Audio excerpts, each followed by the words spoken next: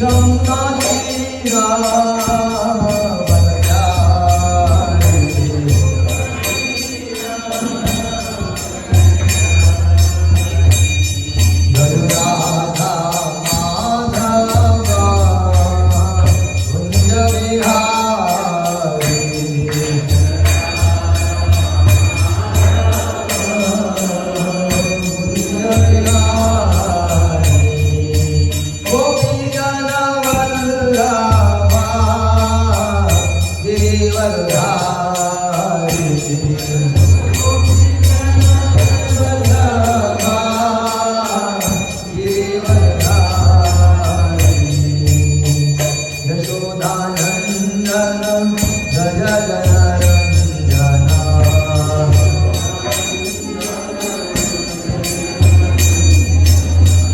यमुना तीरा वनचारी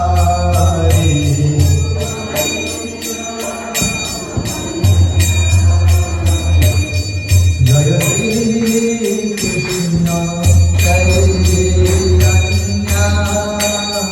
प्रभु नित्यानंद श्री अद्वैत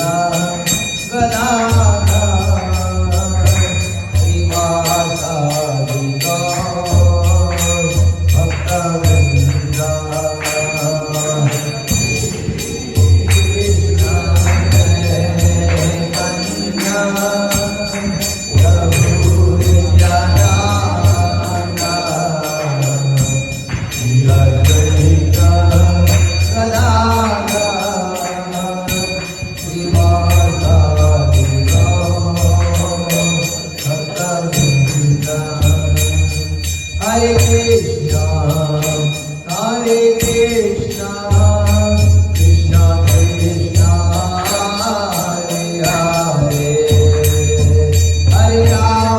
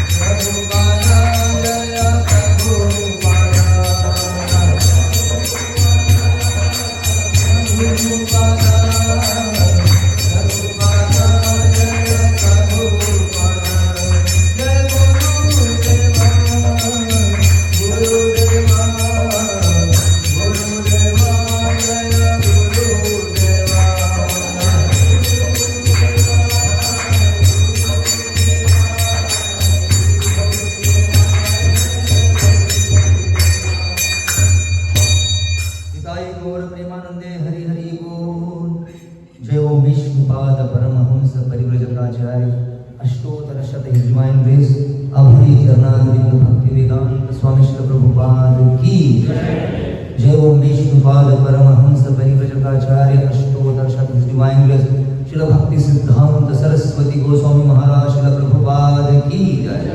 अनंत कोटि वैष्णव वृंद की जय। नामाचार्य श्री हरिदास ठाकुर की जय। प्रेम से कहो श्री कृष्ण चैतन्य प्रभु नित्यानंद श्री अद्वैत गदाधर श्रीवासदि गौर भक्त वृंद की जय। श्री श्री राधा कृष्ण गोप गोपीनाथ श्याम कुंड राधा कुंड गिरी गोवर्धन की जय। वृंदावन मथुरा धाम की जय।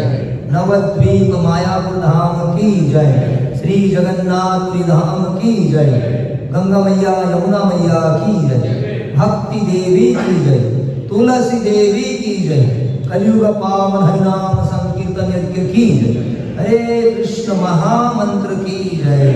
समवेत गौर भक्त वृंद की जय। गुरु एंड गौरांग की जय।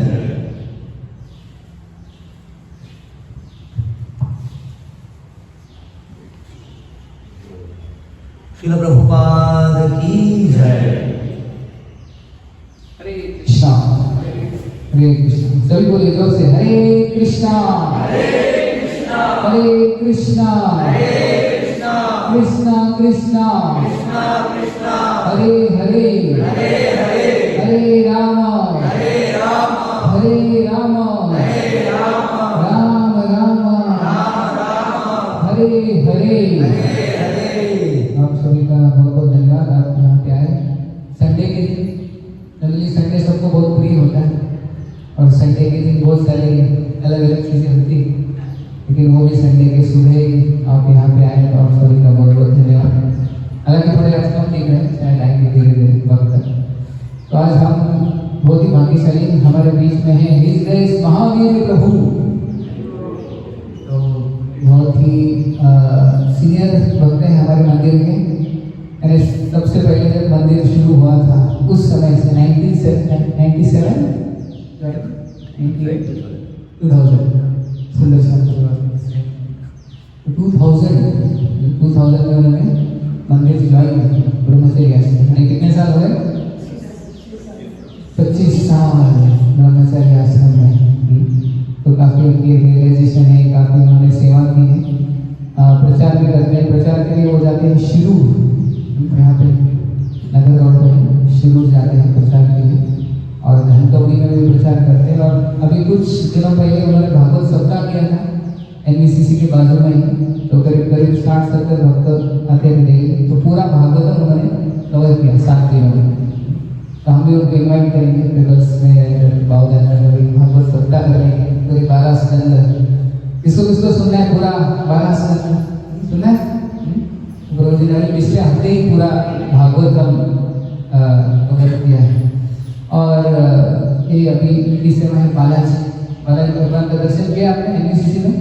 उनके इंचार्ज हैं महावीर प्रभु, सब स्केड्यूलिंग वगैरह। तो बालाजी सेवा का सब देखते हैं और मेरे बहुत ही अच्छे मित्र हैं।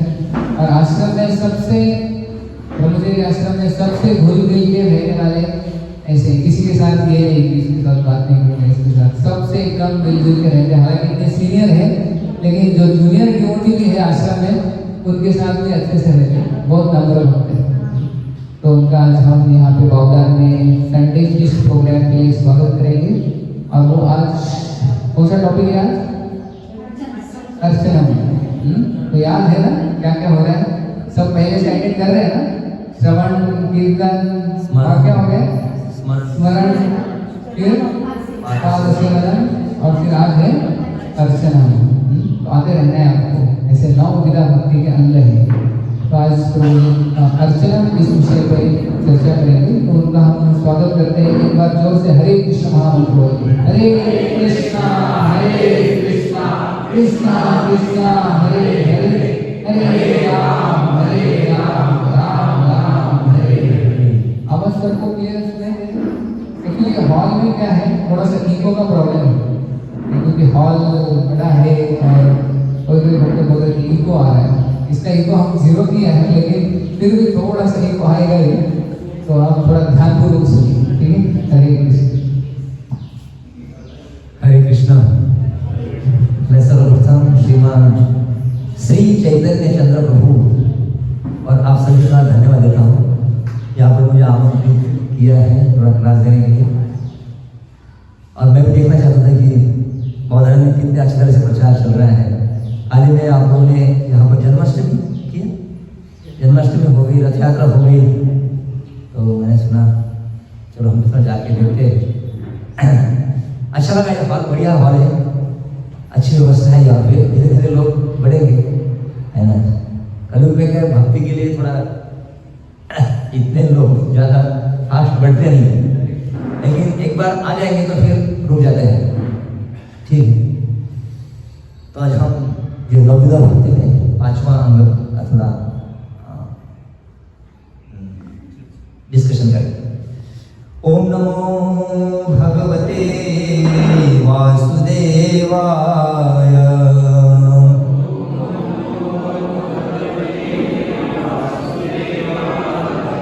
ओम नमो भगवते वासुदेवाय।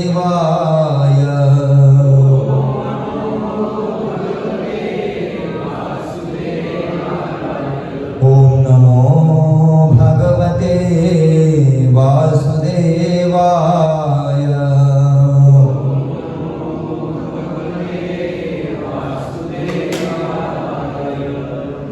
श्रीमद् भागवतम 7वां स्कंद अध्याय 5 और श्लोक क्रमांक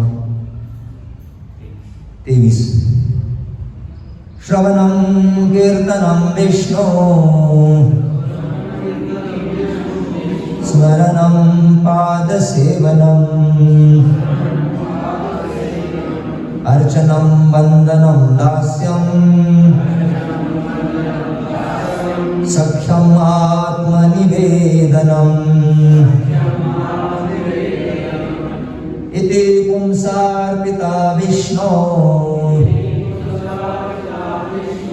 भक्तिश्च नवलक्षणा क्रियेत भगवती यद्धा तन्मन्ये अधिउत्तमम्। श्री प्रह्लाद उवाच श्रवणं कीर्तनं विष्णो स्मरणं पादसेवनम् अर्चनं वन्दनं दास्यम् सख्यम् आत्मनिवेदनम् इति पुंसार्पिता विष्णो भक्तिश्च नवलक्षणा क्रियेत भगवती अद्धा तन्मन्ये अधिकमुत्तमम्। श्री प्रह्लाद उवाच श्रवणं कीर्तनं विष्णो स्मरणं पादसेवनम् अर्चनं वन्दनं दास्यम् सख्यम् आत्मनिवेदनम् इति पुंसार्पिता विष्णो भक्तिश्च नवलक्षणा क्रियेत भगवती अद्धा तन्मन्ये अधिकमुत्तमम्।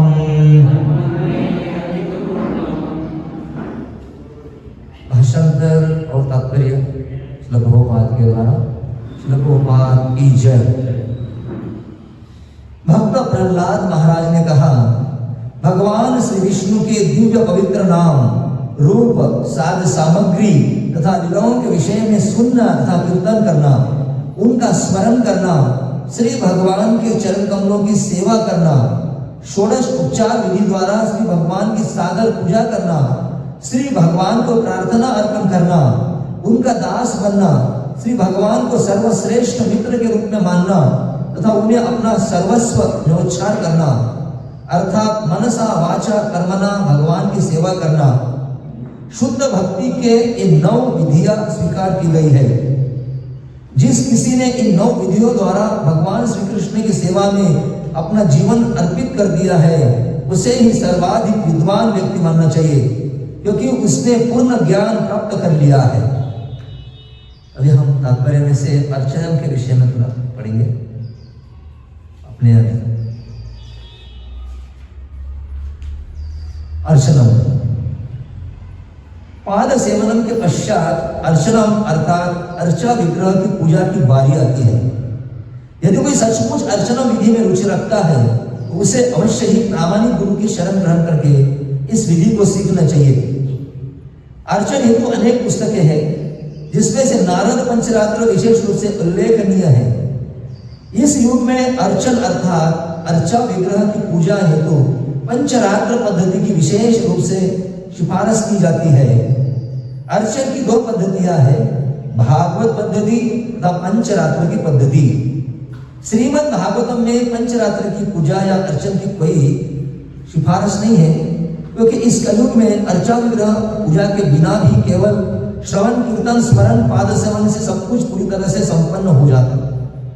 श्री रूप गोस्वामी का कथन है, श्री विष्णु श्रवणे परीक्षित भवत वैयासकी कीर्तने प्रह्लाद स्मरणे तदंग्री भजने लक्ष्मी पृथु पूजने अक्रूरस्पात अभिवंदने कपिपति दास्य सख्य अर्जुन सर्वस्व आत्मनिवेदने बलीर भूत कृष्णाप्तिरेषां परम।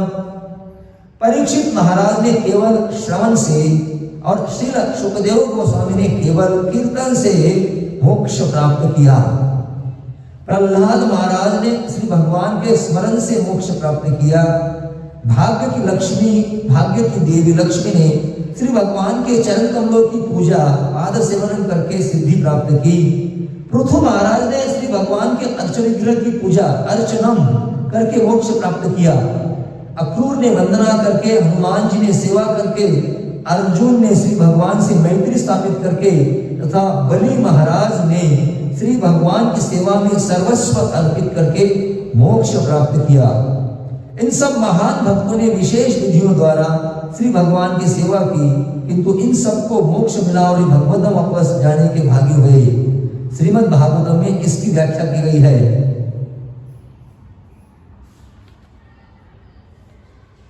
अर्चा विग्रह पूजा का अर्थ है विधि विधानों का उचित रूप से पालन करना। इससे मनुष्य भक्ति में स्थिर रह सकेंगे। सामान्यतः गृहस्थ के संतानें होती है और तब गृहस्थ की पत्नियों को अपनी संतानें के पालन पोषण में उसी प्रकार व्यस्त रहना चाहिए जिस प्रकार नर्सरी स्कूल में बच्चों की देखरेख हेतु अध्यापक होती है।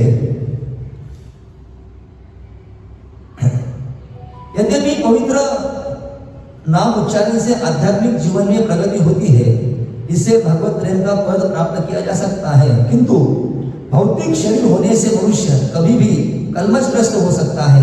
फलस्वरूप अर्चन विधि पर विशेष बल दिया जाता है।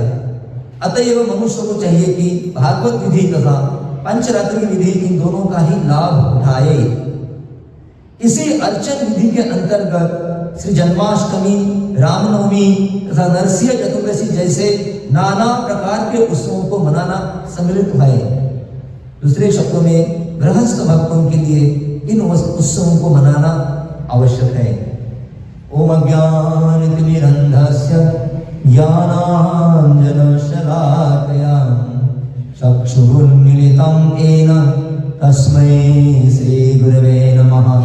श्रीचैतन्यमनोभीष्टं स्थापितं येन भूतले स्वयं रूप कदा मह्यं ददाति स्वपदान्तिकं। वन्देऽहं श्रीगुरु श्रीयुतापदकमलं श्रीगुरून् वैष्णवांश्च श्रीरूपं साग्रजातं सहगना रघुनाथान्वितं तं सजीवं साद्वैतं सावधूतं परिजनसहितं कृष्णचैतन्यदेवं श्रीराधा कृष्णपदान् सहगना ललिता श्रीविशाखान्वितांश्च नमामि विष्णुपदाय कृष्णप्रेष्ठाय भूतले श्रीमते भक्तिवेदान्त वेदांत स्वामी इति नामने। नमस्ते सरस्वती देवे गौरवाणी प्रचारिणे निर्विशेष शून्यवादी पाश्चात्य देश तारिणे।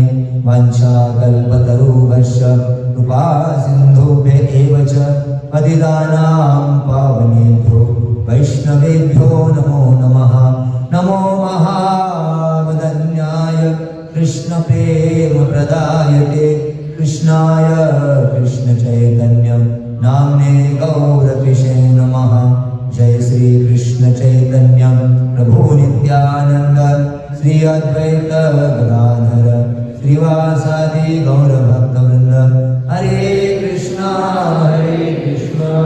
कृष्णा कृष्णा हरे हरे, हरे राम राम राम हरे हरे।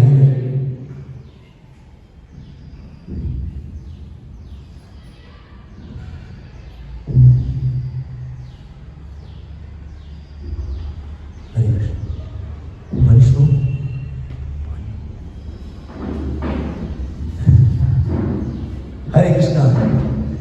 तो सभी का स्वागत है आज के इस दोपहर के रविवार के प्रोग्राम में।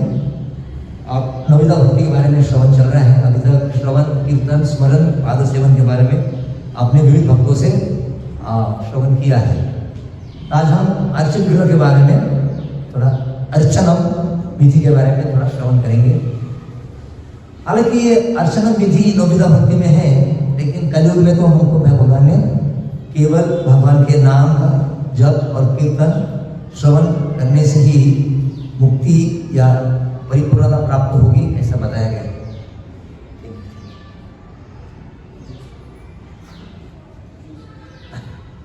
मांगा है पानी मिला है जूस।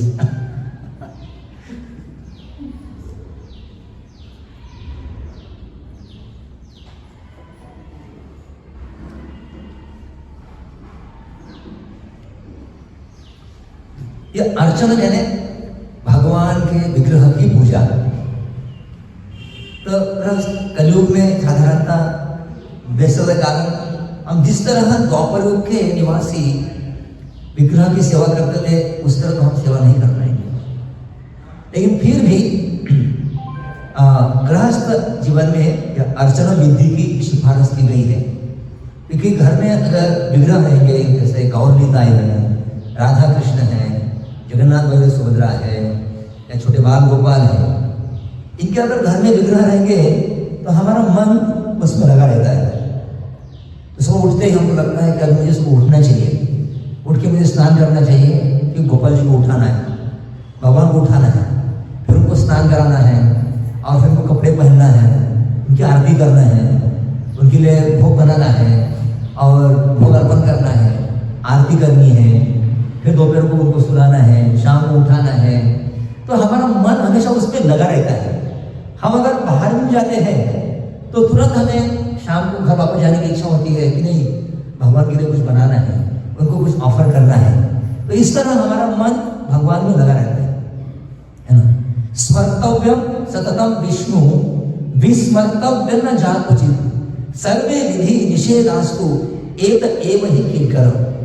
मनुष्य जीवन में कहा गया है कि हमें सदैव भगवान का स्मरण करना चाहिए और कभी भी भगवान का विस्मरण नहीं होना चाहिए। और जो भी विधि निषेध, जो भी नियम है, जो करना है जो करना नहीं है, ये सब नियम कानून जो है कि इस जो नियम है सदैव भगवान का स्मरण करना है और कभी भी भगवान का विस्मरण नहीं होना चाहिए, इसी के ये सब सेवक है। तो मनुष्य जीवन में ये महत्वपूर्ण है कि भगवान का हमें सदैव स्मरण करना चाहिए। श्रवण आप श्रवण कर रहे हैं तो श्रवण से क्या होता है कि हमें भक्ति अच्छी तरह से किस तरह करनी चाहिए, भक्ति की विधियां क्या है, सही भक्ति क्या है और भक्ति के लक्षण क्या है, उनके फायदे क्या है, ये पता चलता है ना।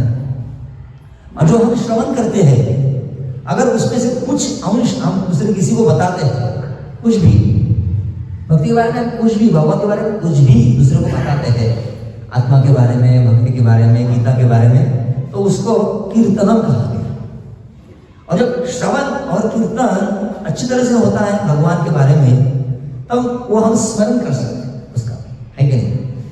और फिर पाद सेवा, भगवान के चरण कमल की सेवा करना, मतलब उनके आदेशों का पालन करना, है ना।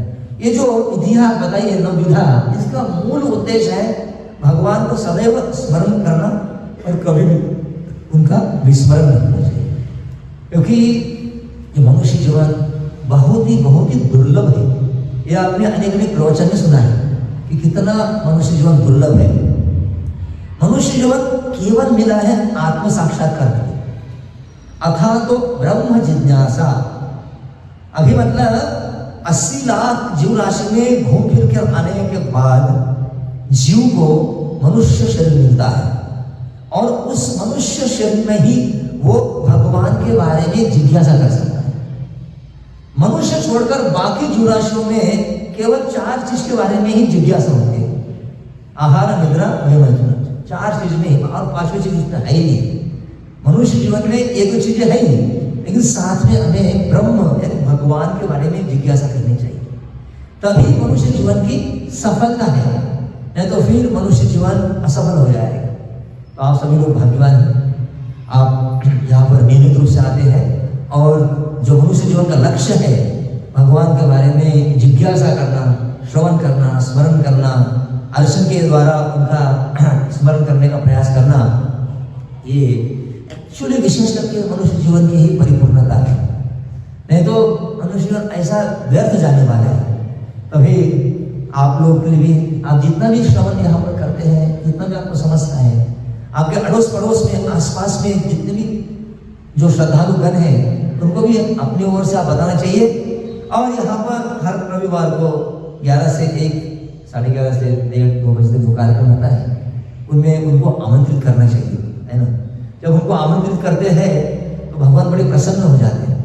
भगवान की बड़ी इच्छा है कि इस भौतिक संसार में जो बद्ध जीव है वो उनके तरफ उन्मुख हो, उनको समझने का प्रयास करे, और जो व्यक्ति दूसरे जीवों को मदद करता है भगवान की ओर जाने के लिए, तो हमको भी भगवान की कृपा मिलती है। अगर हमने किसी को बोल दिया कि अरे चलो उधर, इसका एड्रेस बता दिया, और कोई व्यक्ति आ गया और भगवान के साथ जुड़ गया, तो भगवान बड़े खुश होते हैं। तो अर्चा विग्रह, एक होता है मूर्ति, और एक होता है अर्चा विग्रह। मूर्ति मतलब एक साधारण पत्थर से जब बनाई जाती है उसको मूर्ति कहा जाता है, तो उसके हम प्राण प्रतिष्ठा नहीं कर सकते। अर्चा विग्रह मतलब उसको एक विशेष पत्थर ढूंढना पड़ता है। ऐसे विशेष पत्थर होते हैं जो स्थापत्य होता है, जो मतलब उसको कार्विंग करता है, वो जानता है कि पत्थरों में भी एक विशेष जीवित पत्थर होते हैं, वो ढूंढना पड़ता है, उसकी एक कला है, एक शास्त्र है। तो ऐसे विशेष पत्थर से शास्त्र ने जो विधि दी है, उस विधि अनुसार कार्विंग करके जब मूर्ति बनाई जाती है, और जब उसकी प्राण प्रतिष्ठा की जाती है विधि नियम के अनुसार, शुद्ध भक्तों के द्वारा, भगवान के भक्तों के द्वारा, तब वो अर्च विग्रह होता है। मतलब भगवान में और अर्च विग्रह में कुछ फर्क नहीं होता है, और ऐसे अर्च विग्रह आपसे आदान प्रदान करते हैं। और जो लोग जानबूझकर भगवान को भूलने का प्रयास करते हैं, भगवान से दूर रहते हैं, भगवान की निंदा करते हैं, उन लोगों को तो मनुष्य जीवन मिलेगा ही, उनको फिर मनुष्य इतर जीवन मिलता है, और उनका ज्ञान पूरी तरह ढक दिया जाता है। उस समय वो समझ नहीं पाते। अगर आप किसी प्राणी के पास जाएंगे, कुछ भी गीता भागवत का चर्चा करेंगे, वो हरे कृष्ण जप नहीं करने वाला, वो भक्ति नहीं करने वाला, उसको थोड़ा लाभ मिल जाएगा, वो भी एक आत्मा है, और आत्मा होने के कारण भगवान के बारे में कुछ श्रवण किया उसने, तो उसको लाभ मिलेगा। वो उसको बाद में फिर मनुष्य जीवन में आने के बाद, है ना, अभी तो हमको मनुष्य जीवन मिला है, और भक्ति में बहुत आनंद है।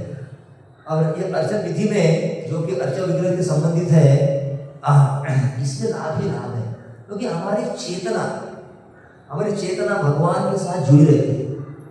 गीता में भगवान बताते हैं, तस्मात् सर्वेषु कालेषु माम अनुस्मर युद्धच मयि अर्पित मनोबुद्धि मामेष्यसि असंशय। या अर्जुन तस्मात् सर्वेषु कालेषु, सभी परिस्थिति में और सब समय मेरा स्मरण करना चाहिए। और अर्जुन था योद्धा क्षत्रिय, इसके लिए भगवान ने उसको बोला है माम अनुयुद्ध च, युद्ध करने के लिए कहा है। तो हमारे लिए युद्ध अलग अलग हो सकता है। जैसे कोई गृहिणी है तो उसका घर का काम का युद्ध है, सुबह उठना है, बच्चों की परवरिश करना है, घर का काम करना है वगैरह। और प्रभु जी है, ऑफिस जाना है, ऑफिस का कार्य करना है, अलग अलग विधियां हैं, हर एक के लिए अलग अलग विधि दिया है, 4 वर्ण है, 4 आश्रम है, तो इसमें अलग अलग कार्य दिए हैं। लेकिन हमको भगवान का स्मरण हमेशा होना चाहिए और भगवान का स्मरण करते करते ही हमें कार्य करना चाहिए और हमारा मन और बुद्धि को भगवान के सामने लगाना चाहिए। तो भले भगवान बोल रहा है कि फिर ऐसी चेतना में जो व्यक्ति अपना मन और बुद्धि अर्पित करके करता है कार्य, वो निसंशय मेरे पास आएगा, है ना। तो हमें लाभायित होना चाहिए भगवान के पास जाने के लिए, क्योंकि भगवान का धाम इस संसार से पूरी तरह विपरीत है। इस संसार को भगवान ने गीता में दुखालयम अशाश्वतम कहा गया है, ये दुख से भरा है। तुकाराम महाराज बोलते हैं दुख पहाड़ा एवढे सुख जवा एवढे, है ना। दुख पहाड़ के समान है और सुख जव, थोड़ा सा जव होता है। एक जव का दाना अगर आपने पहाड़ पे फेंक दिया तो उसको ढूंढना मुश्किल है। और इस संसार में सुख को ढूंढना मुश्किल है, दुख इतना दुख भरा हुआ है, जन्म से लेके बुढ़ापा, बीमारी, मृत्यु, दुख ही दुख भरा है।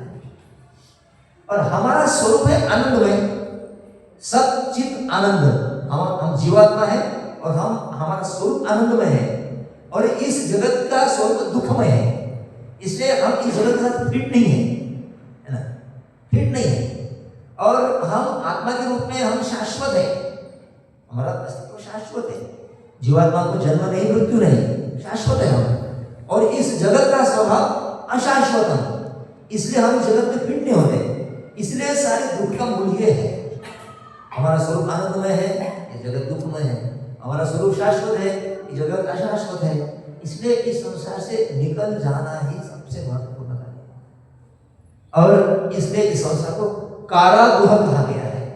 एन केन प्रकारेण अचिंत्य रूप से हमने भगवान के साथ वहाँ विद्रोह किया, इसलिए हम यहाँ पे आए हैं। अभी यहाँ पर हमको सुधार गृह, भौतिक जगत क्या है, कारागृह है, सुधार गृह बोल सकते इसको।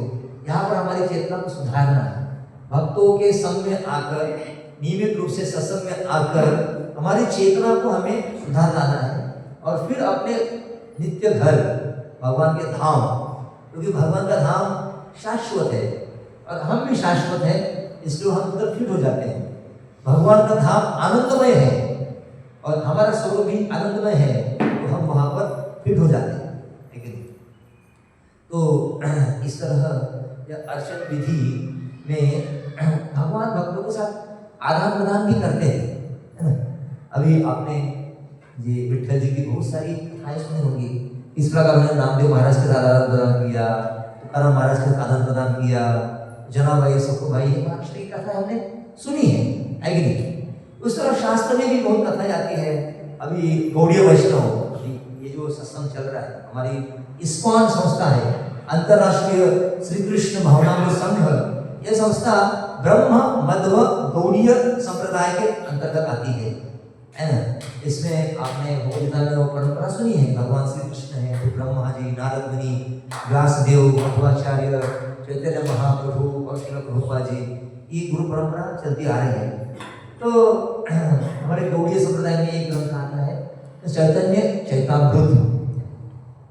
ऐसे श्रीमद् भागवत में भी एक इस तात्पर्य में प्रभुपाद जी एक कहानी बताते हैं कि अर्चन विग्रह की सेवा, अगर कोई निर्धन व्यक्ति है, उसका धन नहीं, संपत्ति नहीं है, तो फिर ऐसा निर्धन व्यक्ति मन के द्वारा भगवान की सेवा कर सकता है। लेकिन जिसके पास अच्छा धन है, उसको प्रत्यक्ष रूप से भगवान की सेवा करनी चाहिए। ऐसा बोलेंगे कि अच्छा हो गया, मन के द्वारा ही करेंगे हम, तो उससे भगवान प्रसन्न नहीं होंगे। अगर आपके पास धन है ना, तो उसको भगवान की सेवा में जरूर लगाना चाहिए। निर्धन व्यक्ति है तो मन के द्वारा वो भगवान की सेवा कर सकते हैं। हाँ, अगर हमारी परिस्थिति ऐसी, हम घर से बाहर हैं और हम अलग जगह है, अभी हम प्रत्यक्ष रूप से भगवान की सेवा नहीं कर सकते, तो उस समय हम मन के द्वारा भगवान की सेवा कर सकते हैं। लेकिन जहाँ तक हमको शक्य है तब तक हमें भगवान की सेवा प्रत्यक्ष रूप से करनी चाहिए। तो यहाँ पर श्रीमद् भागवत में प्रभुपाद जी एक कहानी बताते हैं। प्रतिष्ठानपुर में एक ब्राह्मण रहता था जो अत्यंत गरीब किंतु अबोध था। वह हमेशा संतुष्ट रहता था। एक दिन ब्राह्मणों की एक सभा में उसने एक वार्तालाप सुना जो मंदिर में अर्चा विग्रह पूजन के विषय में था। उसी सभा में उसने यह भी सुना कि अर्चा विग्रह की पूजा मन से भी की जा सकती है। बहुत खुश हो गया। बेचारा गरीब था लेकिन श्रद्धालु था। तो जैसे उसने सुना कि अर्चन विधि मन के द्वारा भी की सकती है, तो वह ब्राह्मण गोदावरी नदी में स्नान करके मन में विग्रह का पूजन करने लगा। वह अपने मन में ही मंदिर को साफ सुफ करता है। मन की कल्पना में सोने तथा चांदी के पात्रों में सभी पवित्र नदियों का जल लाता है। उसने पूजा की समस्त अमूल्य सामग्री एकत्र कर ली और विग्रह को स्नान कराने से लेकर आरती करने तक विग्रह की अत्यंत भव्य पूजा की। इस प्रकार उसे महान सुख प्राप्त हुआ।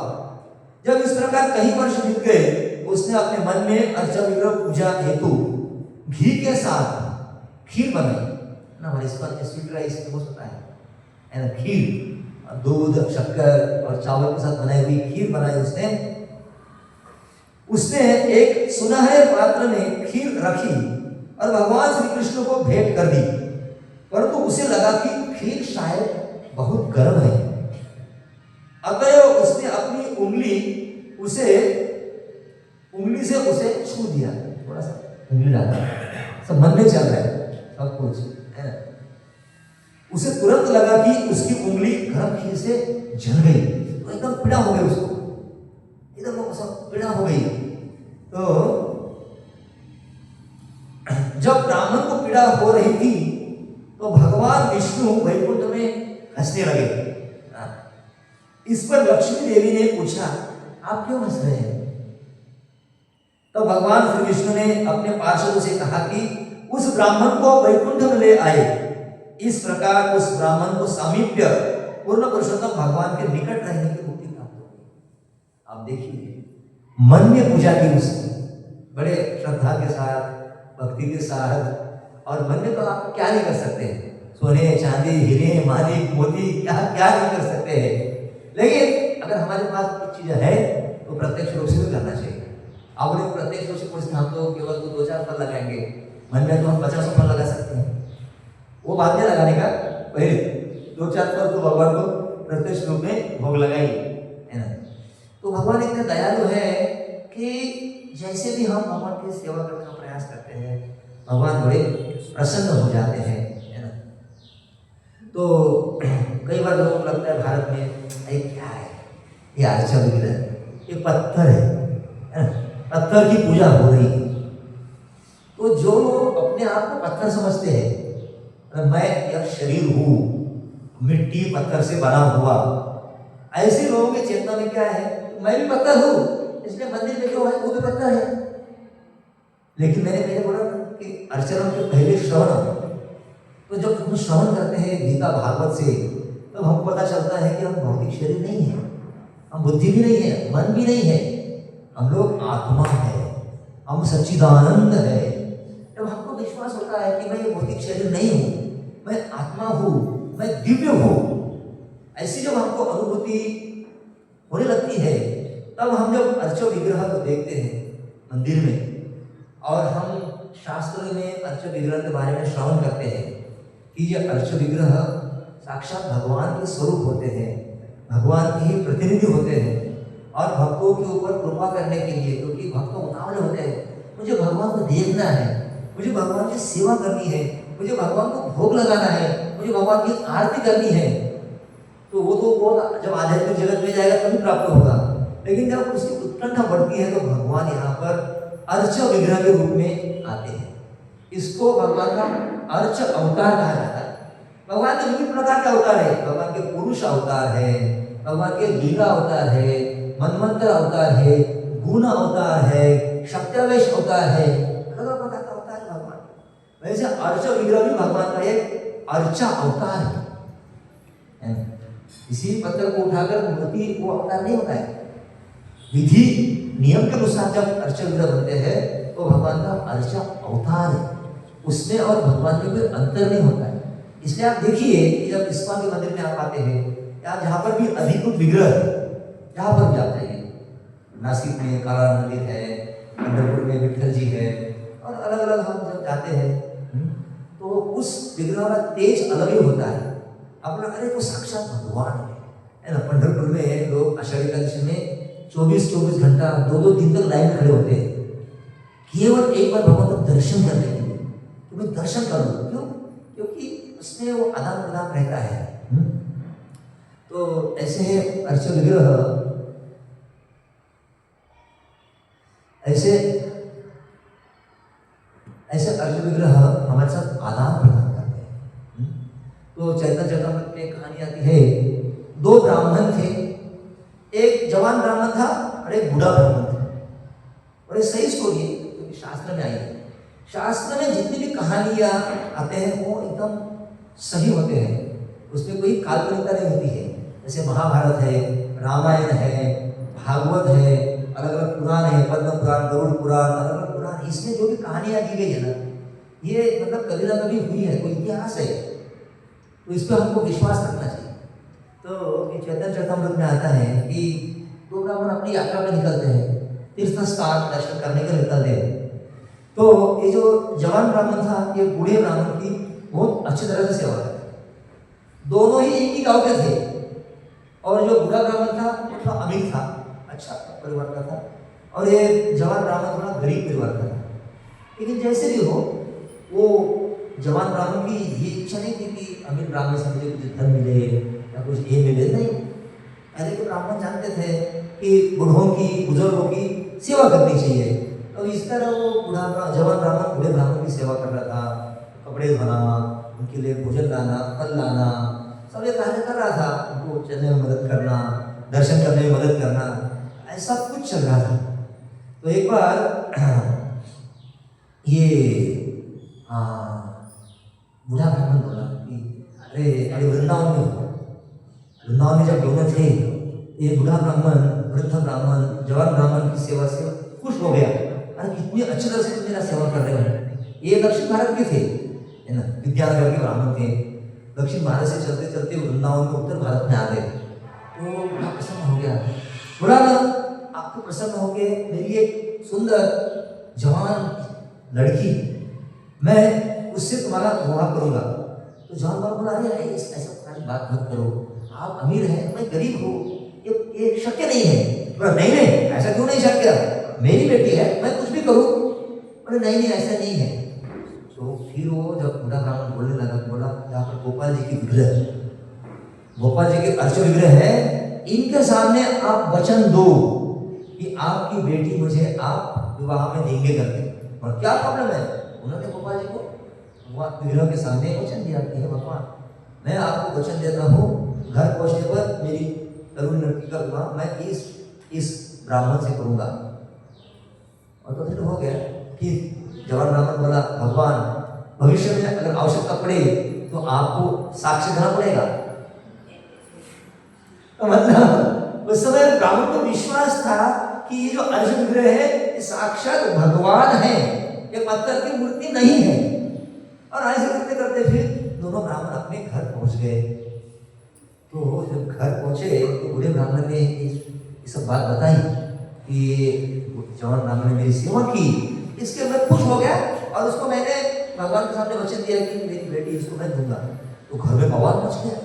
बोला क्या कर दिया हमने, हम इतने अमीर हैं, वो गांव का गरीब है, उसको घर भी नहीं ठीक से खाने के लिए कुछ नहीं, हमारी बेटी वहां कैसे रहेंगी और हमारे ऊपर लोग हंसेंगे।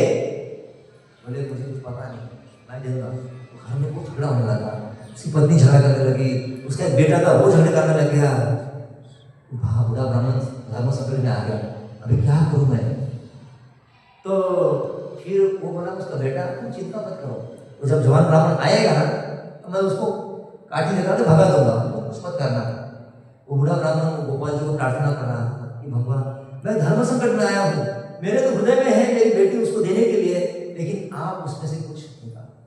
फिर कुछ समय के बाद जवान ब्राह्मण की कोई इच्छा नहीं थी उस लड़की से, उसकी लड़की से विवाह करने की, लेकिन इस बूढ़े ब्राह्मण ने विग्रह के सामने उसको वचन दिया था।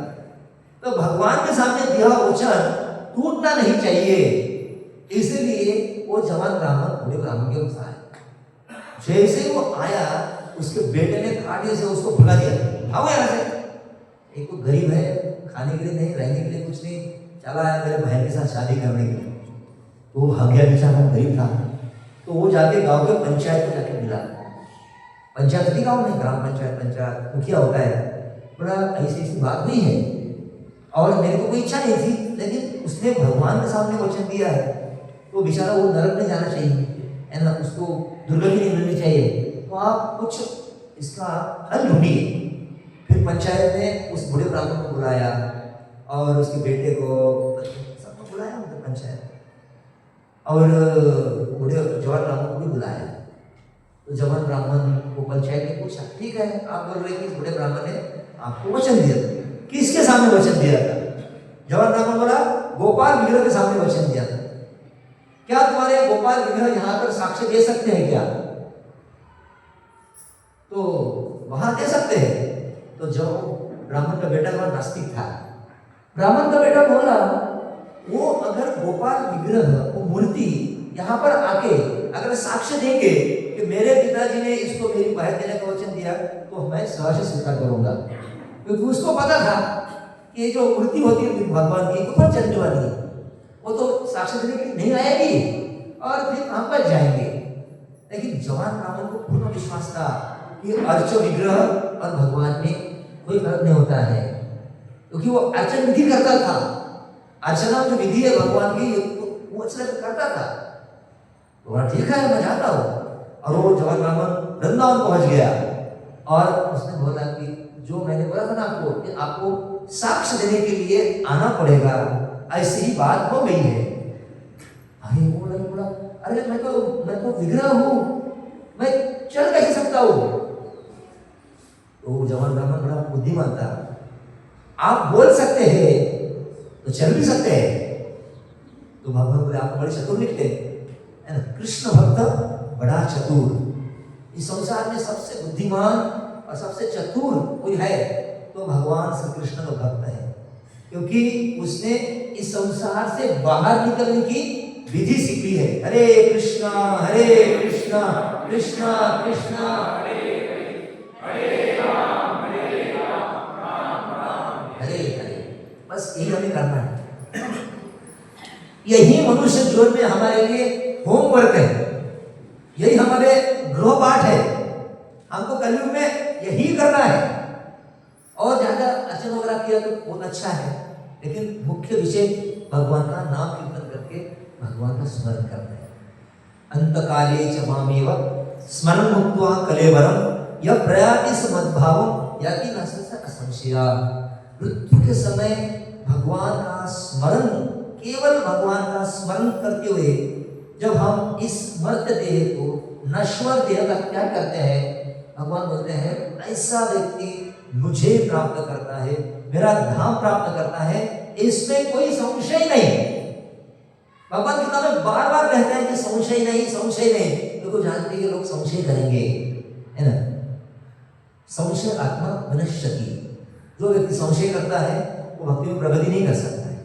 इसलिए हमारे जो भी संशय है ना, भक्तों के सामने प्रकट करने चाहिए, मुझे ये संशय है, मुझे वो संशय है, और धीरे धीरे हमारे संशय को निकल कर हमें अच्छी तरह से भगवान में भक्ति में स्थित होना। कितने भी हमारे संशय हो, भगवान के भक्तों के सामने उसको रखना चाहिए और अच्छी तरह से, नम्रता से, सहनशीलता से उनके जो भी उत्तर आते हैं उसको सुनना चाहिए और हमारी विशाल बुद्धि से उसको श्रवण करना चाहिए, उसको मनन करना चाहिए। तो बोल रहे हो सही है क्या? हम हमारे अहंकार में अड़िग रहेंगे तो फिर समस्या आएगी। भगवान के भक्तों के संग में हमें एक सरल और एक अबोध जैसे भाव में, है ना, हमारे प्रश्न, हमारे संशय सामने रखने चाहिए।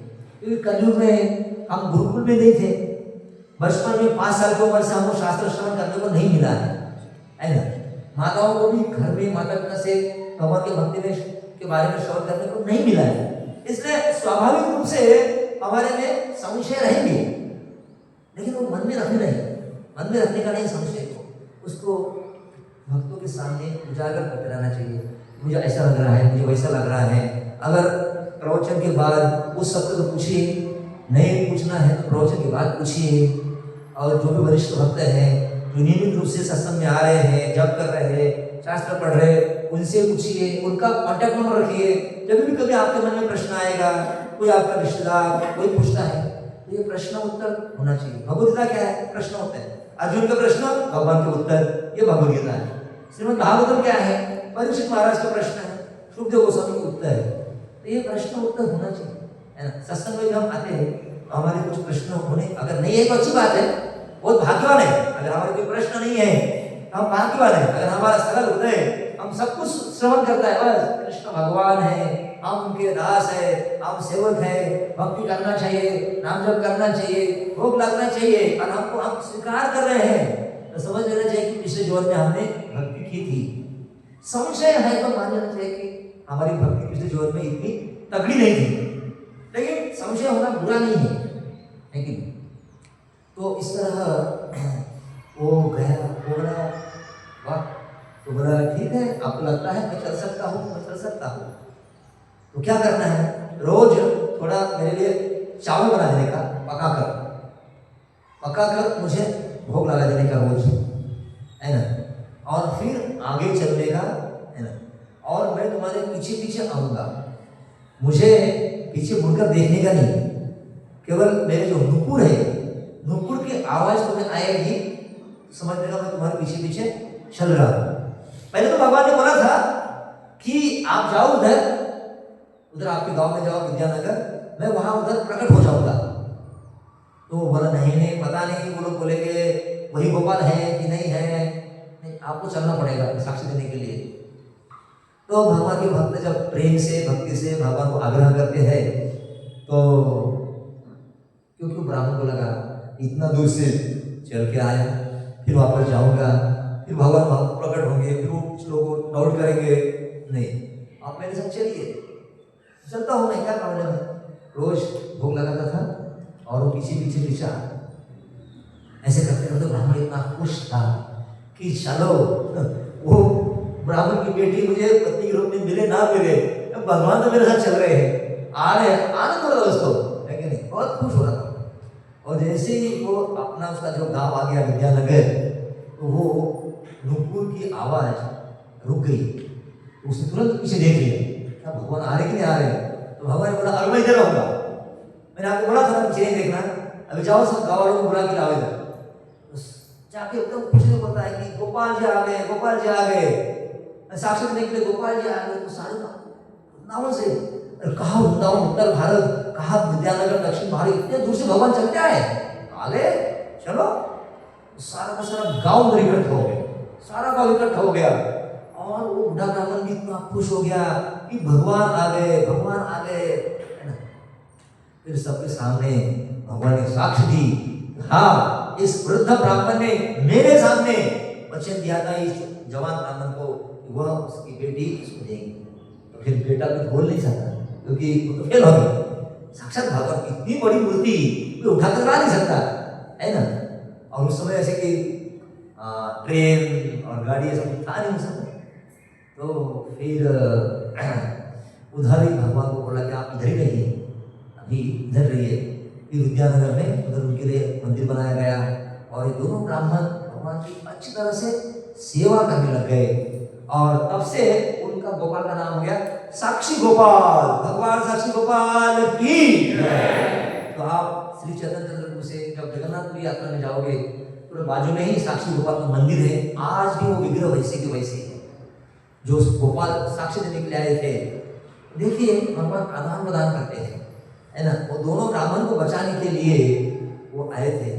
जब वो ब्राह्मण भगवान के सामने गया था तो उसने क्या बोला, प्रतिमा नहीं कुनी साक्षात ब्रजेंद्र नंदनम,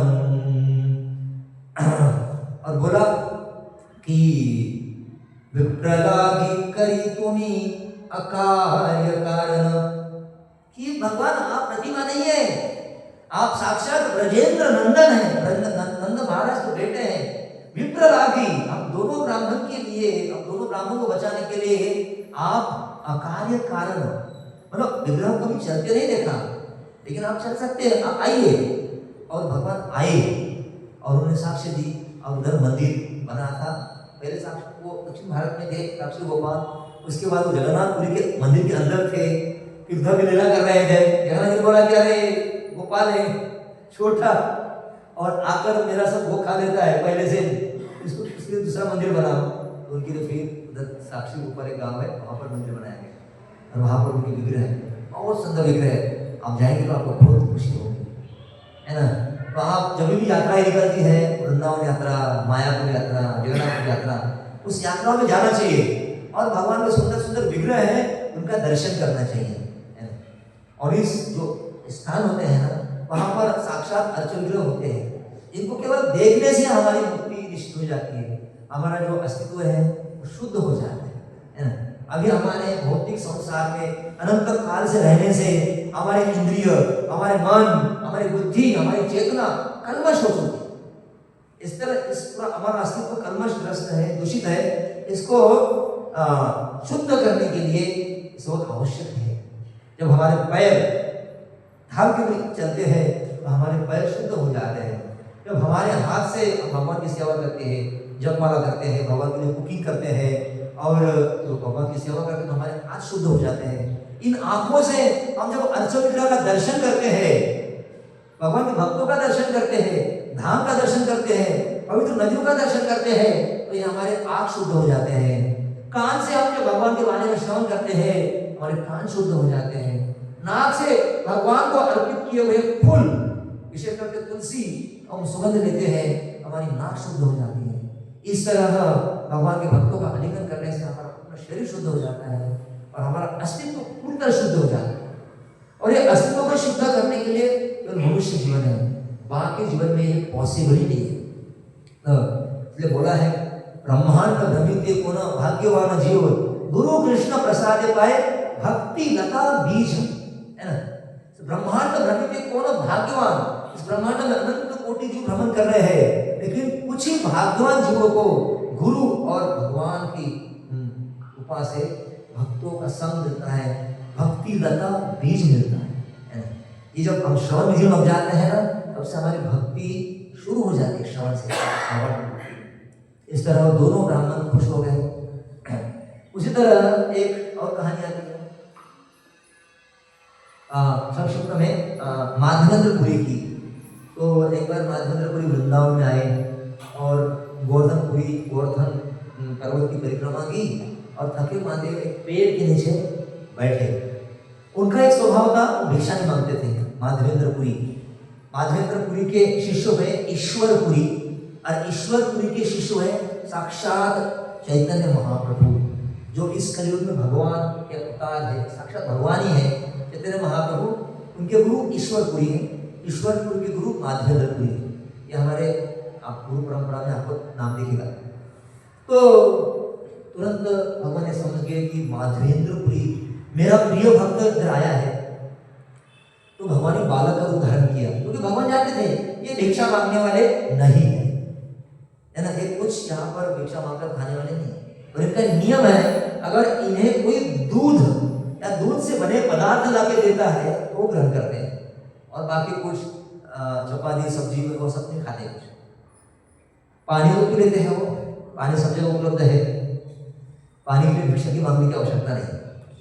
तो इस तरह माधवेंद्रपुरी बैठे थे, तो गोपाल छोटे बालक के रूप में आए। बोले माधवेंद्रपुरी, आप यहाँ पे आए हैं और सुबह से आपने कुछ खाया नहीं, पिया नहीं। हमारे गांव की माताओं ने सब देखा है आपको, आपने कुछ भिक्षा भी नहीं मांगा। तो उन्होंने इस मटके में कुछ दूध दिया है आपके लिए। तो भगवान ने लाया दूध, है ना, मटके में दूध था, और बोला कि ये मटका लीजिए और आप थोड़ा दूध ग्रहण कर लीजिए, थोड़ी देर बाद मैं आऊंगा। तो माधवेंद्रपुरी इस बालक को तो देख ही रही है, कितना आकर्षित है ना, लेकिन बालक के रूप में भगवान। तो उन्होंने क्या किया, वो बालक को दूध पिया और बालक जिस रास्ते में जा रहा था उसको देखते ही रह गए। थोड़ी देर में बालक दृश्य हो गए।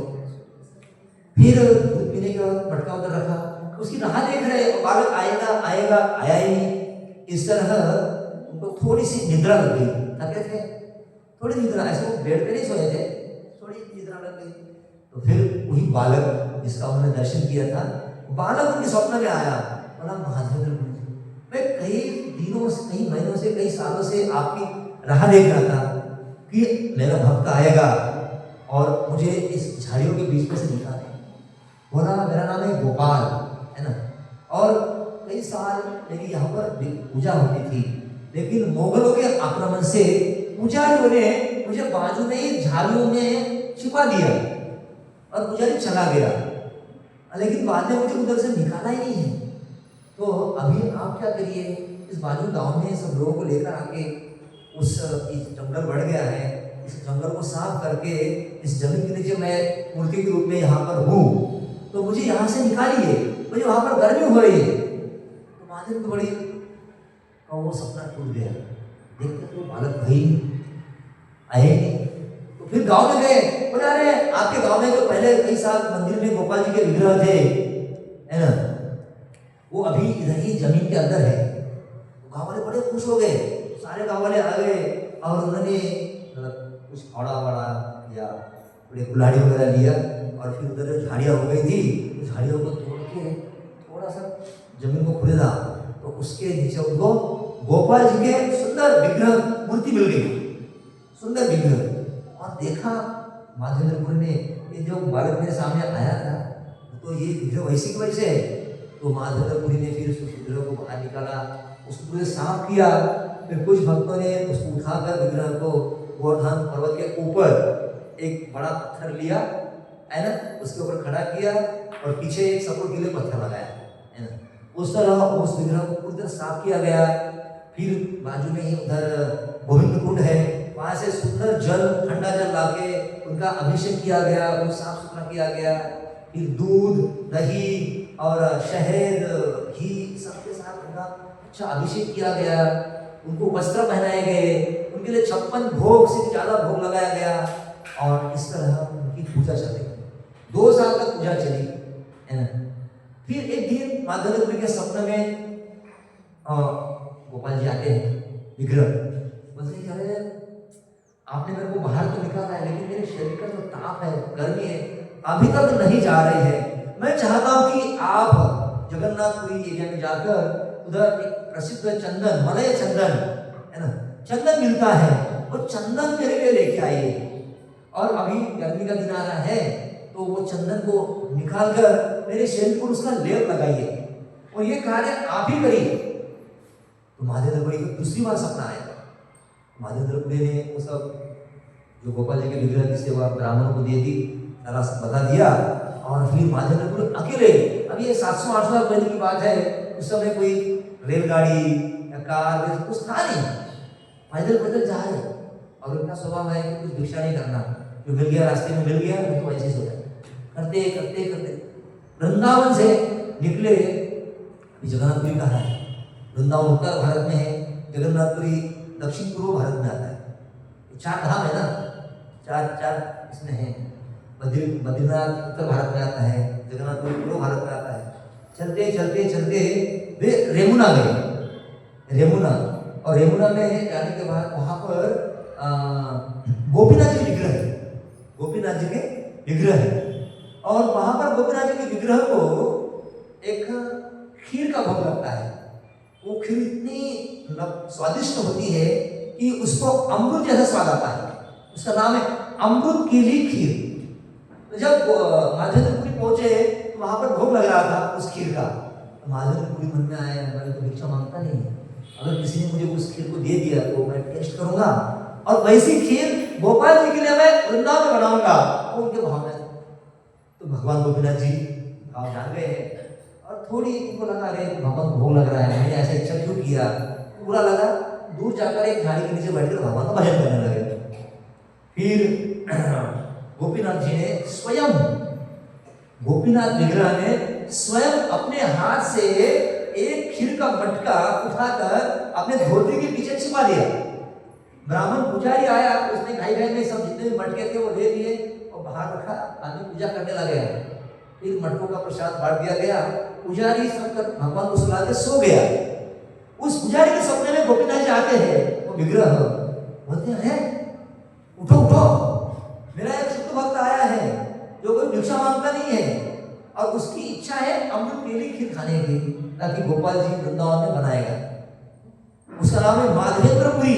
निकट ही झाड़ी के नीचे बैठे हैं, उनको जाके ये मटका दे दो, मैंने मेरे धोती के पीछे छिपाया। बाप रे, मुझे सोचा मैंने आज मटके गिने कि नहीं गिने, कब था कि नहीं, जो भी हो। गोपीनाथ जी ने अपने हाथ से किसी भक्त के लिए मटका चुराया है, ये पुजारी को समझकर बड़ा खुश हो गया। और मेरे सपने में आकर गोपीनाथ जी बता रहे, मेरा सौभाग्य। पट करके उठा, स्नान किया और पट खोले, देखा तो एक अमृत के लिए खीर का मटका उधर है उनका। उसने वो मटका लिया, फिर दरवाजा बंद किया, भगवान को सुनाया। फिर रात में जाके पुकार रहा है, माधवेंद्रपुरी मुझे, माधवेंद्रपुरी, माधवेंद्रपुरी। माधवेंद्रपुरी तो दिन रात भजन करते रहते थे, वैसे नहीं कि सोना हो, दिन रात तक भजन करते रहे। कभी कभी नींद आ गई तो सो जाते थे, फिर उठ जाते थे। माधवेंद्रपुरी को आवाज आई, मेरा नाम को ले रहा है, अरे गोपीनाथ जी ने आपके लिए खीर को चुराया है। तो फिर वो गया पुजारी, पहले साष्टांग दंडवत किया माधवेंद्रपुरी को और खीर का मटका उनके हाथ में दे दिया। बोले आप भाग्यवान हैं, लेकिन मुझे जाना होगा, सुबह भगवान को उठाना है। माधवेंद्रपुरी ने ये मटका जो है इसको भगवान ने स्पर्श किया है और फिर खीर तो उन्होंने खा लिया, उस मटके को भी तोड़कर अपने धोती में बांध दिया और मटके को भी रोज थोड़ा थोड़ा खाते थे। लेकिन बाद में माधवेंद्रपुरी को लगा गोपीनाथ जी ने मेरे लिए, वो विग्रह भगवान ने मेरे लिए वो खीर रखी, तो अभी कल सुबह मेरे पीछे सब लोग लग जाएंगे। रातों रात वो यमुना से निकले जगन्नाथपुरी के लिए, और जगन्नाथपुरी भी जाने का टाइम लगता है। यमुना से जगन्नाथपुरी अगर बस से जाएंगे तो 12 घंटा लगता है, पैदल जाएंगे तो कितना टाइम लगेगा, कई दिन लग जाएंगे। तो माधवेंद्रपुरी जगन्नाथपुरी पहुंचने के पहले ही माधवेंद्रपुरी के साथ जो घटना हुई यमुना में, वो बात वहां जगन्नाथपुरी में पहुंच गई कि माधवेंद्रपुरी के लिए गोपीनाथ जी ने खीर चुराई है और उनका नाम हो गया खीर चोर गोपीनाथ। भगवान खीर चोर गोपीनाथ की जय, माधवेंद्रपुरी की जय। तो जब माधवेंद्रपुरी जगन्नाथपुरी आए, पंडा से मिले और मुझे बोला चंदन चाहिए भगवान के लिए। तो जैसे उन्होंने अपना परिचय दिया, सारे पंडा खुश, और आपके लिए तो गोपीनाथ जी ने खीर चुराई थी। ये गोपीनाथ जी की इच्छा थी कि माधवेंद्रपुरी के प्रति पंडा लोग एकदम अपना उनका आत्मीयता से उनको ये दे, चंदन दे। तो चंदन आसानी से मिलता नहीं, तो पंडा लोग बड़े खुश हो गए, बहुत सारा चंदन इकट्ठा किया और कपूर होता है, कर्पूर वो भी दिया और साथ में वो लेटर भी दिया, ताकि लगे नहीं कि चोरी का मामला है करके। लेटर दिया, 40 किलो चंदन दिया, कर्पूर दिया और उनके साथ एक भक्त को भी दिया। आप बूढ़े हो गए हैं, आप इतना सारा चंदन कहाँ लेके जाएंगे, तो एक दो नौकर दिए। और फिर माधवेंद्रपुरी वो जगन्नाथपुरी से निकले, जाते जाते रेमुना आ गए गोपीनाथ जी का धन्यवाद देने के लिए। रेमुना जब आए, तीसरी बार भगवान उनके स्वप्न में आए, गोपाल जी वृंदावन के। मैं बहुत खुश हूँ आपसे कि आपने इतने मेहनत से मेरे लिए चंदन इकट्ठा किया है, लेकिन अभी मैं बहुत दूर हूँ, आपको बहुत तकलीफ होगी। वो वहां पर यमुना में जो गोपीनाथ जी है, उनके विग्रह में और मेरे विग्रह में कोई फर्क नहीं है। आप क्या करो, जितना भी चंदन आपने इकट्ठा किया है वो गोपीनाथ जी के सेवकों के साथ उसको घिसो और गोपीनाथ जी के शरीर पे लगाओ, मुझे ठंडक मिल जाएगी। ये बात माधवेंद्रपुरी ने ये गोपीनाथ जी के सेवकों को बताया, बड़े खुश हो गए। 40 किलो चंदन कपूर के साथ गोपीनाथ जी को लगेगा, सारे लोग घिसने लगे। और फिर जो ना वो माधवेंद्रपुरी बोला कि और 2-4 भक्तों को लगाओ, है ना, और सारा का सारा चंदन इनके शरीर पर लगना चाहिए गोपीनाथ जी को। और तब से ये चालू हो गया चंदन उत्सव। 21 दिन का, अक्षय तृतीया से लेके 21 दिन तक चंदन उत्सव चलता है। सारे इसको मंदिर में आपको देखा होगा। तो इस तरह माधवेंद्रपुरी के लिए भगवान 3 बार स्वप्न में आए कि नहीं। पहली बार 40 दिन का बोले चंदन लेके आओ, फिर गोपीनाथ जी की ने खीर चुराई, तो ये अर्चना विधि जो है, भगवान के अर्च विग्रह के साथ आदान प्रदान, तो ये इस प्रकार की जब कहानियां हम सुनते हैं, हमारा भगवान के अर्च विग्रह के प्रति प्रेम बढ़ता है, अर्चना विधि के प्रति हमारा प्रेम बढ़ता है, अर्च विग्रह का दर्शन बहुत अच्छी तरह से करते हैं। अगर हम अर्चना अच्छी तरह से कर नहीं सकते घर में कुछ कारणवश, तो मंदिर के अंदर जो कोई पुजारी अर्चना कर रहा है, सुबह भगवान का पट खोल रहा है, तो हमें दंडवत प्रणाम करना चाहिए, फिर हाथ जोड़कर उनकी आराधना करनी चाहिए। जो भगवान को भोग लग रहा है तो भगवान का स्मरण करना चाहिए, और आरती में उपस्थित ताली बजाकर कीर्तन करना चाहिए। ये भी अर्चना विधि है। इस तरह हम ये कार्य करते रहेंगे तो हमारा जीवन सक्सेसफुल हो जाएगा। अभी 12:45 हो रहे हैं। आज बड़ा पवित्र दिन है। आज के ही दिन 38 दिन की जहाज की यात्रा पूर्ण करके श्रील प्रभुपाद जी बोस्टन पहुंचे थे। करीब 13 अगस्त को प्रभुपाद जी निकले थे, 13 अगस्त, और उसके 35 डेज के बाद करीबन 17 सितंबर को प्रभुपाद जी ये अपना हिंदी महासागर, इंडियन ओशन, हिंदी महासागर, अटलांटिक्स महासागर, फिर प्रशांत महासागर पार करते करते पूरे पानी के जहाज से जाते समय उनको 2 भयंकर तीव्र हृदय की झटके भी आए थे, हार्ट अटैक आ गए थे। उसमें भी भगवान ने उनको बचाया था। बोला कि आप जिसके लिए जा रहे हैं, गीता भागवत चैतन्य चरितामृत का प्रचार करने के लिए आप जा रहे हैं, मेरा पूरा आशीर्वाद आपके साथ है। आप ये मत सोचना कि आप 70 साल के हैं लेकिन आप पूरा कार्य करेंगे, और आप जाइए, मेरा आशीर्वाद है। भगवान प्रभुपाद जी वहां पर पहुंचे। पहुंचने के बाद प्रभु को पता नहीं कि मुझे लेफ्ट जाना है राइट जाना है, गोपाल अग्रवाल आएगा कि नहीं आएगा प्रभुपाद को पता नहीं था। गोपाल अग्रवाल आए, मथुरा के थे, और उन्होंने अपने घर लेके गए। श्याली अग्रवाल उनकी अमेरिकन पत्नी थी, और उसके अमेरिकन सब व्यवहार थे। ब्रह्मा जी जो भी कुछ आलू वगैरह लेके गए थे, जो कुछ दाल चावल लेके गए, थोड़ा बहुत वो ऐसे फ्रिज में रखे जिस फ्रिज में मांस में रखा जाता था। इन ब्रह्मा जी बोले क्या करें, अमेरिका में ऐसा ही है। इस तरह ब्रह्मा जी उनके घर में रहे और वहाँ पर प्रचार कर रहे थे। प्रचार करते करते वो समय जा रहा था, प्रचार नहीं हो रहा था। एक पेड़ के नीचे ब्रह्मा जी बैठ गए, और उनके पास कुछ बजाने के लिए वाद्य था छोटा सा, उसको बजा रहे थे, और हरे कृष्ण कृष्णा कृष्णा कृष्णा हरे हरे, हरे राम राम राम हरे हरे, ऐसा कीर्तन कर रहे थे। और आंखों से आंसू आ रहा था। भगवान से प्रार्थना कर रहे थे कि भगवान, मेरे गुरु का आदेश है, इस पाश्चात्य देश में अंग्रेजी भाषा में गीता भागवत का मुझे प्रचार करना है, लेकिन यहाँ के लोग तो पूरी तरह तमोगुण में और रजोगुण में, इनको गीता भागवत राधा कृष्ण कुछ ही पता नहीं है। मेरे वाणी में इतनी शक्ति दीजिए कि मैं इनको गीता का प्रचार कर सकूं। ऐसे हो रहे थे और कीर्तन कर रहे थे। फिर कुछ अमेरिकन युवक युवतियां अचानक वहां पर वो बगीचे में आ गए, और उन्होंने देखा कि कोई भारतीय वृद्ध व्यक्ति है जो भगवान का कीर्तन कर रहा है, उसके आंखों में आंसू आ रहा है। लेकिन वो कीर्तन को बहुत अद्भुत लगा। वो लगा कि ये कीर्तन उस जगत का, बाहर के कोई बाह्य जगत का है। और वो उनके हाथ में हाथ पकड़ के वो प्रभुपाद जी को ऐसे रिंगन लगा रहे थे, आनंद से रिंगन लगा रहे थे। और कुछ समय के बाद प्रभुपाद जी कीर्तन रोका, आँख खोला, कई सारी युवक युवतियां वहां पर थी। प्रभुपाद जी ने उनको बैठने के लिए कहा, और अपने बंगाली एक्सेंट में, इंग्लिश में उनको गीता का, मनुष्य जीवन का उद्देश्य बताया। उनको कितना समझा नहीं समझा कुछ पता नहीं।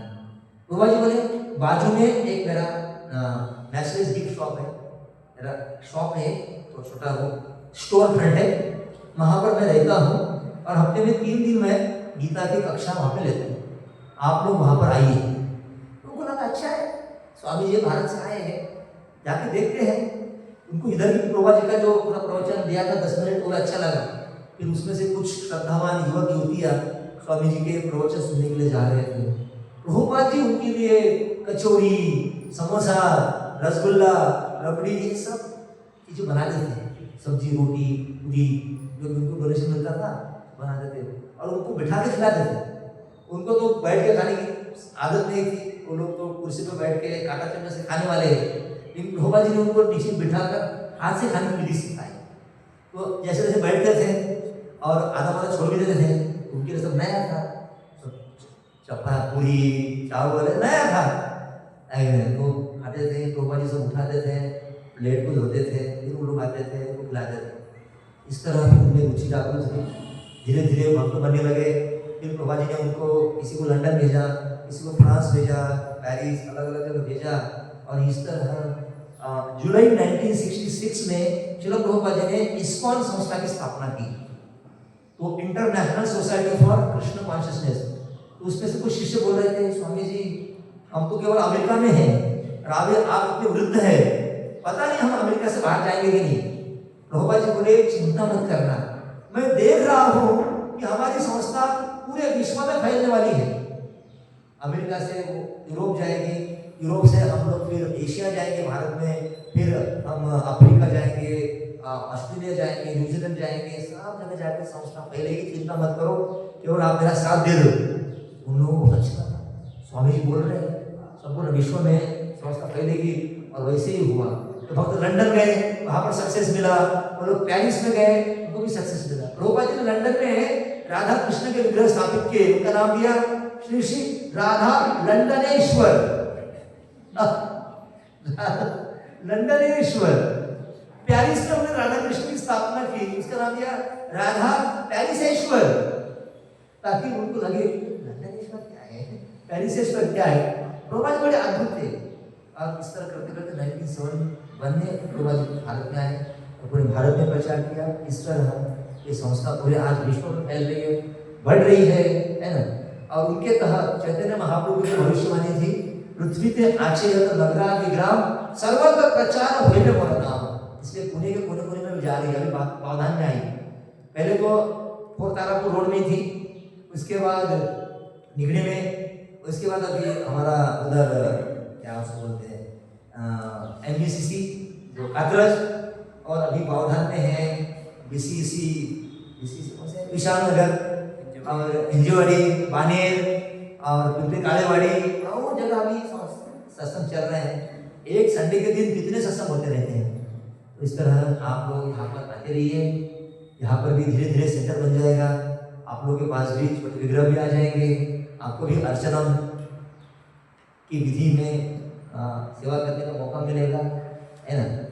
तो जब भी हम मंदिर आते हैं, भगवान के लिए कुछ ना कुछ लेके आना चाहिए, कुछ फल लेके आना चाहिए, और जो भी आपकी इच्छा से लेके आना है लेके आ सकते हैं। कोई चावल, दाल और जो भी है अच्छे पदार्थ लेके आना चाहिए, उधर हम भगवान को बना के ऑफर करेंगे। तो ये अर्चना विधि है, जिससे हमारा चित्त भगवान में लगा रहता है। हरे कृष्णा कृष्णा कृष्णा हरे हरे, हरे राम राम राम हरे हरे। बहुत बहुत धन्यवाद। इसका कोई प्रश्न है तो आप पूछ सकते हैं, एक आध प्रश्न है किसी में? तो आप लोग अच्छे तरह श्रवण कर रहे हैं, आप लोग पूछिए। ये अर्चन विधि हमें तो आती नहीं है, उसको सीख कैसे सकते हैं? अरे अच्छा प्रश्न पूछा। तो अर्चन विधि जो है, ये शुरुआत में सामान्य से सीखकर हम आगे विधि सीख सकते हैं। जैसे यहाँ पर अभी फोटो रखा है कि फोटो है, इस फोटो को अगर हम अगरबत्ती लेके घुमाते हैं, जैसा बताया प्रभु जी ने हमें 7 बार घुमाई है ना, और फिर ऐसा करो, वो भी अर्चन विधि है। धीरे धीरे धीरे इसको सीखना चाहिए, है ना। भगवान को फूल अर्पण करना भी अर्चन विधि है, हार अर्पण करना भी अर्चन विधि है, थोड़ा भोग लगाना भी अर्चन विधि है, अगरबत्ती घुमाना भी अर्चन विधि है। और मंदिर के अंदर अर्चन विधि की सेवा के लिए कुछ नियम, लेकिन घर के अंदर हम कर सकते हैं। भक्तों के साथ पूरी आपको सिखाएंगे सिंपल विधि, घर में हम सिंपल विधि करते हैं। तो क्या है, अभी आप क्या जॉब कर रहे होंगे, क्या पढ़ रहे हैं, जॉब कर रहे हैं, तो आपका जॉब किस तरह रहेगा, उसके अनुसार आपको सिंपल विधि बताई जाएगी। तो गृहिणी के पास टाइम है तो ज़्यादा बताया, जिस तरह हमारे पास समय है उस तरह से हम बताते हैं, क्योंकि अर्चन कैसे वो रेगुलर होना चाहिए। केवल हम अगरबत्ती का अर्पण करेंगे चलेगा, लेकिन नियमित रूप से होना चाहिए। तो प्रभु जी से पूछ के, डॉक्टर से पूछ के कर सकते हैं। तो सरल से सरल लेके कर सकते हैं। हरे कृष्ण।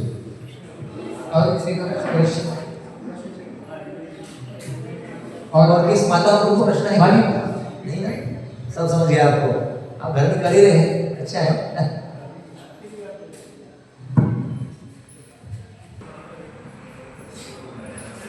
अभी वो बीट्स रखिए अभी। Hare Krishna, Hare Krishna. Santosh, what I told you, understand?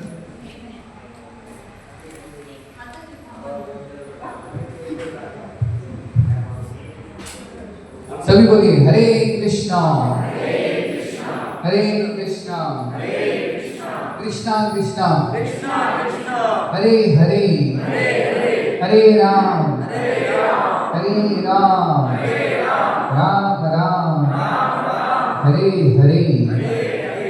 सबको प्रवचन अच्छा लगा आज का? किसके बारे में बताया आज? अर्चनम, श्रवणम, कीर्तनम, स्मरणम, पादसेवनम और अर्चनम। अब नेक्स्ट टाइम क्या होगा? वंदनम, ठीक है ना? आएंगे ना सब? तो अर्चना में उन्होंने कैसे भगवान की पूजा अर्चना करते हैं और किसकी स्टोरी बताई, कहानी किसकी बताई चैतन्य चरितामृत से? साक्षी गोपाल और दूसरी माधवेंद्रपुरी, बराबर। तो साक्षी गोपाल जो है जगन्नाथपुरी के नजदीक है। और जगन्नाथपुरी कौन कौन गए हैं?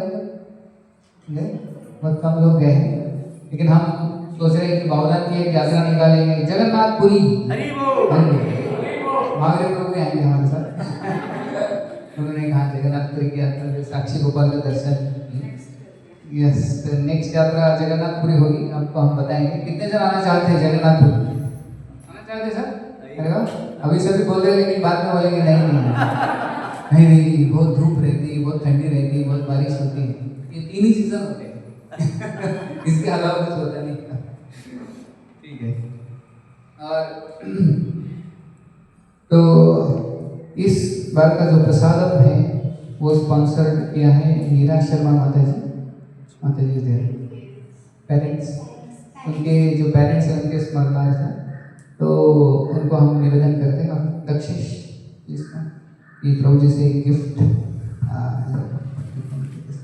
तो सभी उनके लिए हम जो से हरे कृष्ण महामंत्र, हरे कृष्णा कृष्णा कृष्णा हरे हरे, हरे राम राम राम हरे हरे।